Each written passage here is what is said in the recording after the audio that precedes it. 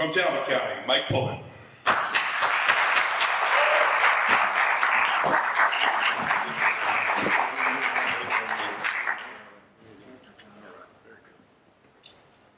Thank you all for being here. Can everyone hear me? Great. I'm Michael Pullen. I'm from Talbot County. In 1977, I put down my pen after my last law school exam, got in my U-Haul truck, and drove to Easton, where my wife and I put down roots. I still live in the same house that we bought there. We raised our 3 kids there, put them all through school, and we're now blessed with 5 grandkids. I'm the only candidate that's held public office. For 24 years. I was the Talbot County attorney.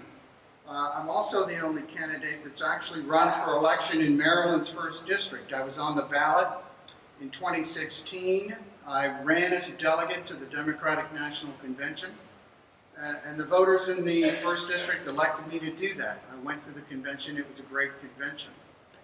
My wife and I have been married 43 years. She is a mental health. My wife and I have been married 43 years. Thank you. She's a mental health therapist. She has been on the board of the Maryland Coalition Against Sexual Assault and has also worked with the Mental Health Association and has been the legislative liaison between the Maryland Mental Health Association and the Maryland General Assembly, where she has worked for significant progressive change over the years.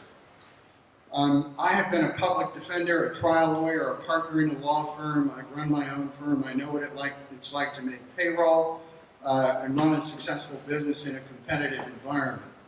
As the county attorney, I work with 7 different county councils, both Republicans and Democrats.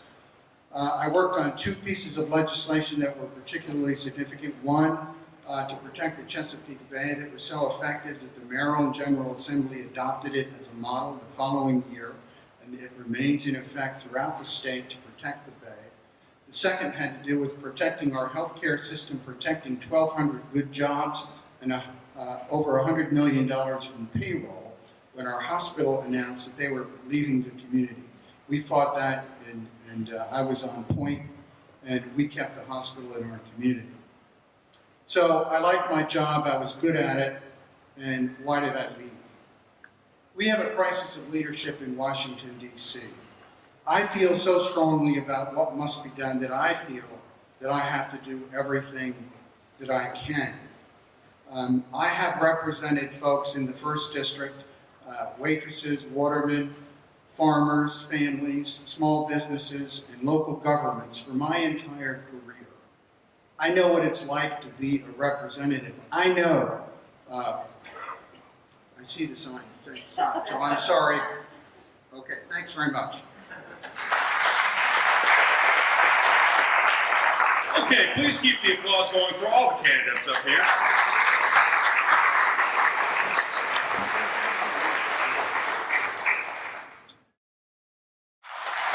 Mike Pullen, 2 minutes. So I came out early and hard in favor of the wind power project off of Ocean City, which was going to create 9,700 good jobs here in the district in Maryland, create enough clean energy to power 500,000 homes, require the investment of over $100 million to manufacture those wind turbines at the old Sparrows Point plant, give opportunities to Salisbury to be the tender for those projects, put Maryland in the position of being in the Mid-Atlantic, and this would be the largest project in the U.S., of being in the forefront, both of the technology and the manufacture and the deployment of wind energy. Andy Harris put his thumb on the scale and attached a rider to an appropriations bill that prohibited the EPA from doing their environmental assessment, the review of the environmental assessment for any project less than 24 miles offshore. That appropriation, that rider on that appropriation bill was eliminated in the omnibus, so that project is going forward. My plan for climate change, and by the way, the Eastern Shore is the 3rd most affected area in the entire United States from the effects of sea level rise. Somerset County is getting saltwater infiltration into some of their historic farms. Dorchester County, when sea level rise 1 foot, 1/3 of that county is going to be underwater. Andy Harris has done nothing. We need to take an aggressive stance on sea level rise, climate change, and move in the direction of clean energy. I would oppose the pipeline for that reason.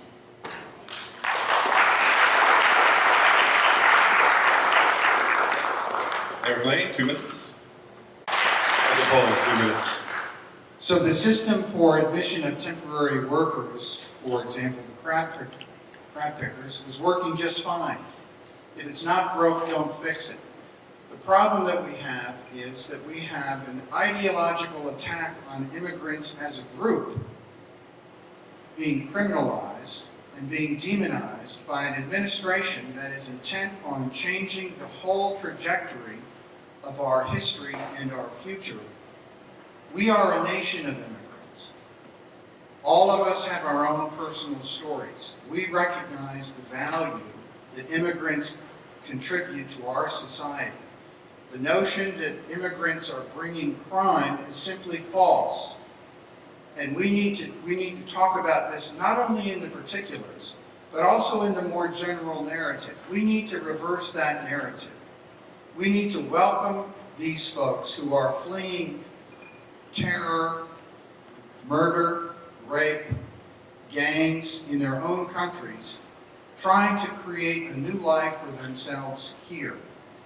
The economic issue, another example, the tariffs that this administration is imposing on China has caused China now to retaliate against soybeans. We have 12,800 soybean farmers in this country, or in this state. $200 million crop. They are in, the day that was announced, the soybean future market in Chicago dropped 40 cents a bushel. Another example, if it's not broke, don't fix it. Congress is broke, and we do need to fix that. The first step is to remove anti-tariffs. The economic history of the United States since World War II shows definitively and clearly that every Democratic administration has resulted in better growth in every sector of the economy, because what we have done is we have invested in workers and families. And when workers and families do better, we all do better. The record is equally clear that in every Republican administration, the rich have done better and everyone else has done worse. We need a $15 minimum wage. We need workers' rights. We need collective bargaining. We need unions. We need a progressive tax system. Social Security right now has a $2.3 trillion surplus. The current cap on Social Security earnings is $127,000. So if you earn more than that, you don't pay Social Security. By removing that cap, we can assure the viability of the Social Security system. Very simple solution, one that I would argue for. So Congress is failing to do its job in exercising its oversight responsibility over the executive branch. It's a purely partisan issue. Devin Nunes on the House Intelligence Committee has become a partisan on this and has given the administration cover. The House Oversight Committee itself is not doing anything to check the abuse and the wrongdoing at the agencies, the rolling back of various regulations at the EPA, the Department of Education. The problem is that we have become tribal in our politics, and the root cause of that tribalism is two things: money in politics, Citizens United, the unlimited amount of funding that is flowing into Democrat and Republican coffers both. We need across-the-board reform on money in politics and gerrymandering. The safe seats are a real problem, and the Supreme Court hopefully will deal with that. Medicare for all, but just generally speaking, also do you support the idea of single payer system? I strongly support Medicare for all. Studies show universally that it is less expensive, more equitable, obviously, and we have better health outcomes. Currently, our system with private insurance companies, we pay $9,600 per person per year for our health insurance. Canada, for example, pays $4,600 per year, and they have universal coverage. The idea that universal coverage will cost more is simply wrong because we're in the same pool. We're number 11 currently in the world compared to other countries. The first 10 all have universal coverage. It's an idea that's long past due. FDR first proposed this in 1934 with Social Security. It was taken out at the last minute. It's been in the Democratic Party plank since then, and we need to get there. 3 minutes. Thank you all for being here. Showing empathy for others, taking responsibility, not shying away from a fight and saying what I believe. That's who I am. When I was a public defender, I had a wonderful case with 2 kids, 9 and 10. Their mom and dad were out of the picture. They were being raised by their grandmother, who was kindly and good, but a little bit overwhelmed, and they were in there getting into hijinks. The state wanted to take them out and place them in a juvenile facility. We fought hard. It was the right thing to do. 40 years later, I'm at a work group at the county. There's a new guy in the group that I hadn't seen before, so I introduced myself, and he told me his name, and I said, I represented a kid like that, with that name, 40 years ago. And he said, that was me. He said to me, do you remember what you told me? And I said, no, I don't. He said, you said that life is hard, and sometimes it's easy to make the wrong choice.